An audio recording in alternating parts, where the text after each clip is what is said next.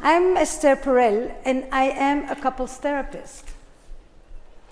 For the past 35 years, I've been helping couples and people navigate the challenges of relationships. And until not too long ago, there was no such a thing as a couples therapist. Basically, you got together with somebody, you married, and that was it. You were stuck for life. If you didn't like it, well, you could console yourself with an early death. It was till death do us apart, not as we have it today, as till love dies. Never before has the survival of the family depended on the happiness of the couple. And this has made the couple such a central unit. Also, the unit of relationships that is probably undergoing the most changes in a very short amount of time. Never have we invested more in love, and never have we divorced or broken up more in the name of love.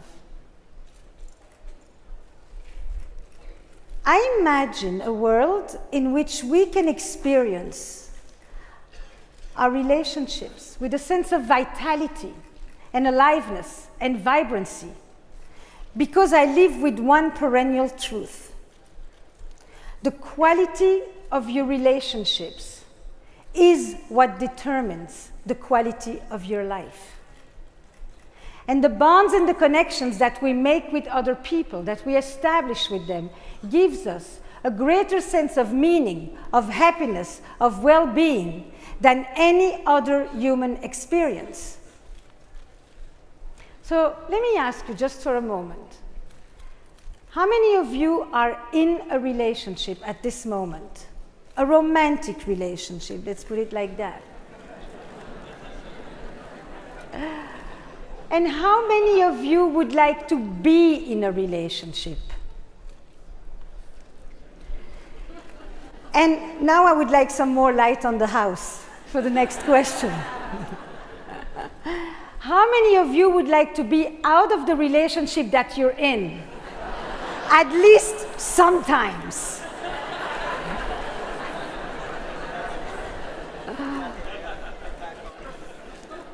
You can leave the lights on at this moment.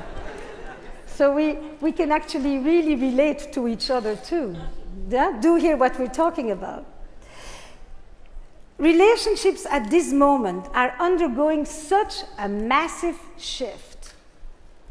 The norms are literally changing under our feet, and we have to make up the rule book as we go. You know, for a long time, our relationships were pretty simple because they were dictated by rules. Religion had clear strictures, and it had structure, and it had incentives, and it had prohibitions.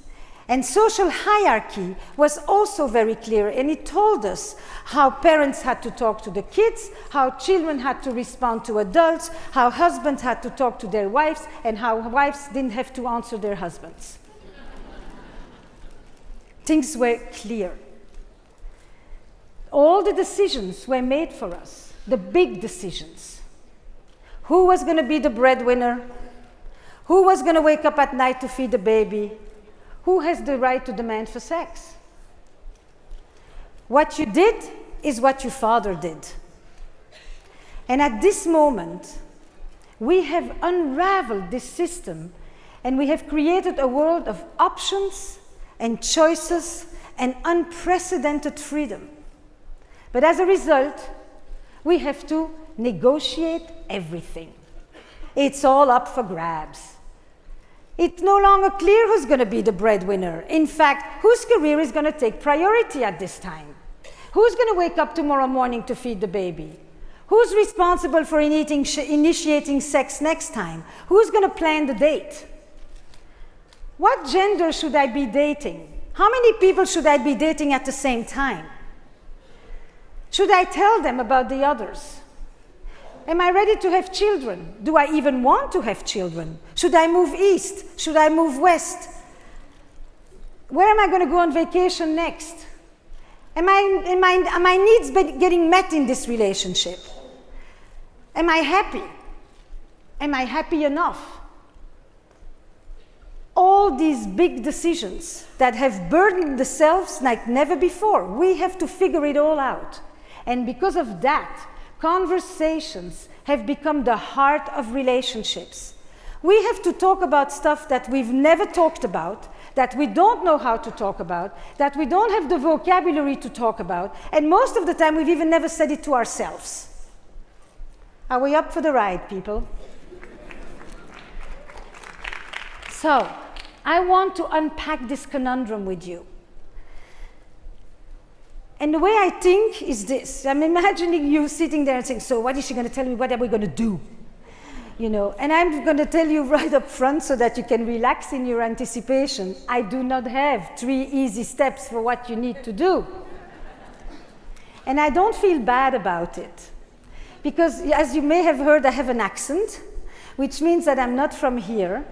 And one of the things that non-Americans sometimes say is that for some reason Americans think that every problem needs to have a solution. And I don't have a solution because many of these things are not a problem that we have to solve, but these are paradoxes that we need to manage. And for me to understand the confusions and the pains that we are experiencing in our relationships at this point demands that I kind of put it in context. How did we get there? What has happened? What have been the big social and cultural shifts that are directly entering our sheets at this moment? So allow me to take you on a quick tour in history. For a long time, as social animals, we lived in tribes. We lived in villages. We lived in communities. And in those villages, we were told what to do, and things were clear. In return for allegiance and for obedience, I would get a sense of belonging, I would get a sense of continuity, I would get a sense of identity. I got a lot of certainty, I got very little freedom, but I was never alone. And we moved to the cities, and in our urban lives, we are for the first time so much more free, but also so much more alone. And for the first time, we are turning to our romantic partners to help us with that aloneness, to help us transcend that existential aloneness. We still want all the same things that traditional marriage was about. We want family life, some of us. We want companionship. We want economic support. We want social status. But now I want you also to be my best friend and my trusted confidant and my passionate lover to boot, and all for the long haul, and the long haul keeps getting longer. What we have created in our romantic ambition is one person to give us once an entire village used to provide. And as I have sometimes said, you don't solve this problem with Victoria's Secret. And since there is no Victor's Secret, we all know where the responsibility has lied. This shift from the collective life, where we had belonging, but very little freedom, to where we have a lot of freedom, but everywhere we talk about relationships today, we hear about the fact that we no longer have a deep sense of anchoring and belonging and rootedness like we used to have, and that we are facing a modern massive epidemic of loneliness, which in America today has become the #1 public health crisis, more than obesity. A few other major changes took place. In the old model, when marriage was primarily an economic enterprise, intimacy had to do with sharing the life together. You milked the cows, you watered the land, you raised the children.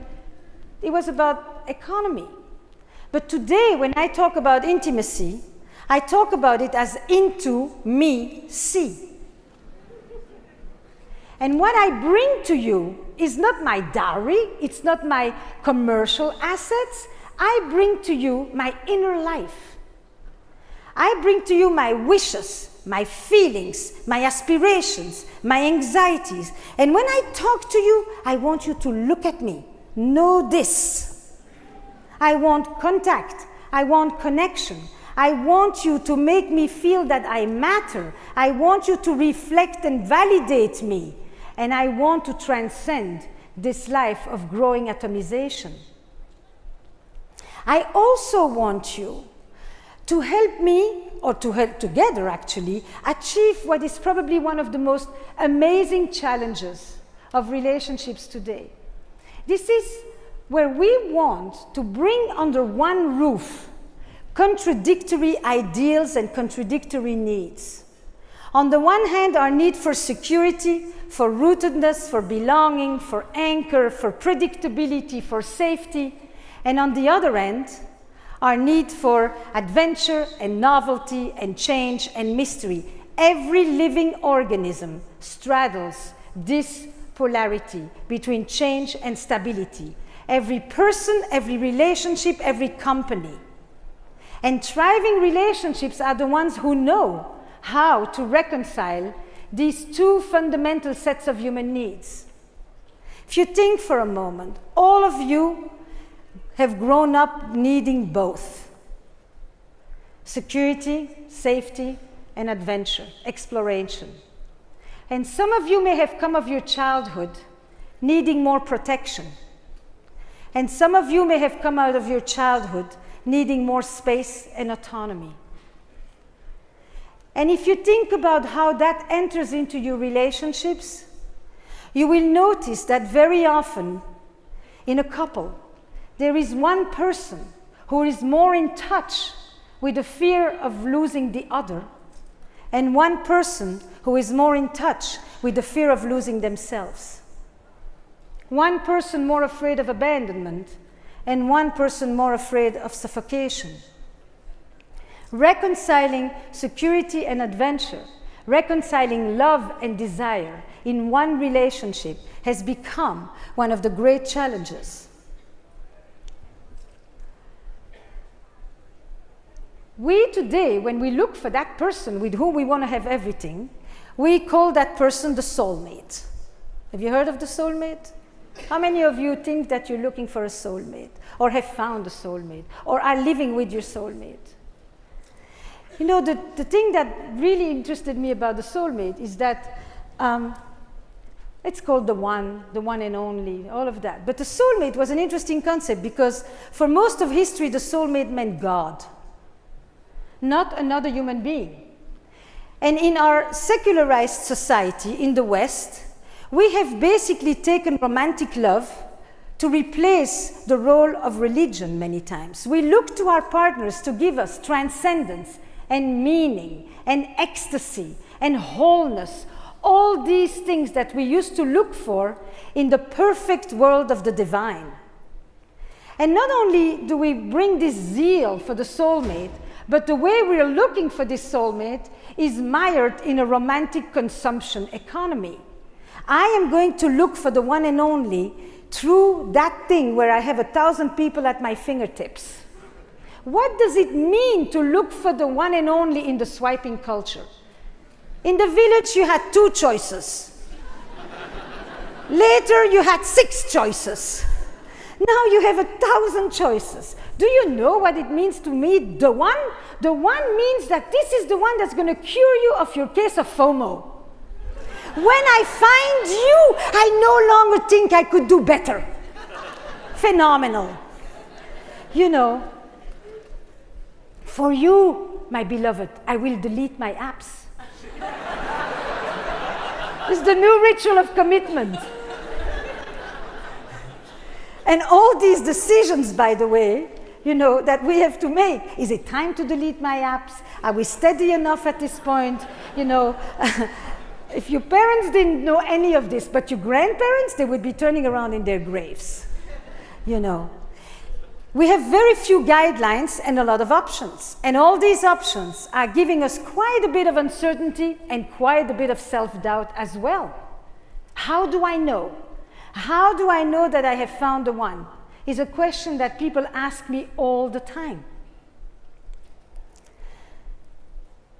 When we talk about sex, which is really an enormous series of changes that have taken place in relationships.